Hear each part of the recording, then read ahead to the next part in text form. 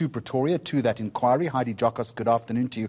So you have approached the PIC for response. Anything?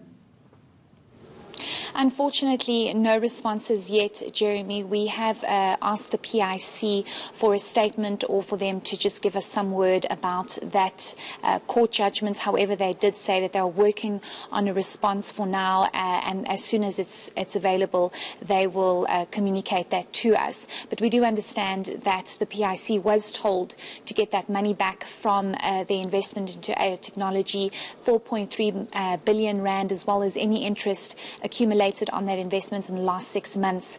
And now they've been told, hold on, you don't need to recoup that money because of this court judgment. So it will be interesting to hear their response to that ruling.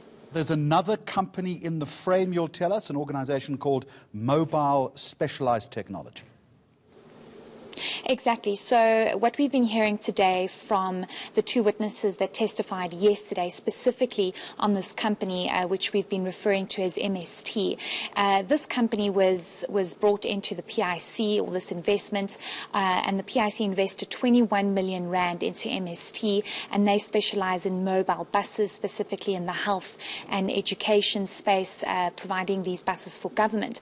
But the reason why this deal has been so controversial and lots of questions being raised around this deal is because it didn't turn out the way expected, given the fact that they have not been servicing their loan, they have been defaulting on that, and despite all of this, they still went back and asked the PIC for more money, which is really difficult for the PIC, puts them in a very difficult position. Also, they were unable to get any financial reports or any audited financial statements from MST, which puts them again in a very difficult position because they're unable to see how this company is performing, given the fact that the PIC invested or loaned them 21 million rand, and they are unable to see how this company is performing if they've purchased any of these buses that they said they were going to purchase. Now, we've got a little bit of video, Heidi, that we'll play now. Just set that up for us. Again, this relates to one of the two witnesses that was up today.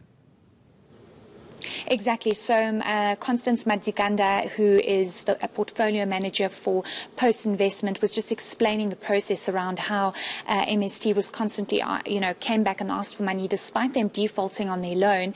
And the PIC really put in a difficult position because they don't want a situation where this company is not paying, but they also need, they need them to service their loan. Let's just listen to what she had to say. When the investment team informed MST of the conditions of approval by PMC, MST was not willing to offer equity to PIC unless it was offered based on a company value of 103 million rand. This amount is to the best of my recollection, but I remember it being 103 million rand. When the investment team mentioned this value to me, I refused because it meant PIC must pay for the value created as a result of funds provided by the PIC.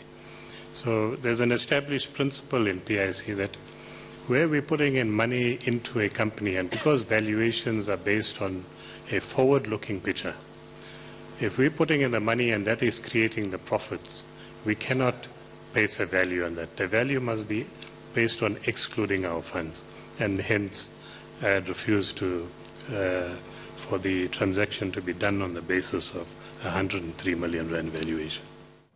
Coming up on the program, we'll go live to the state capture inquiry where Bosasa is back in the spotlight. Former auditor Piet Venter is giving testimony. This is eNCA lunchtime. It's 16 past the hour.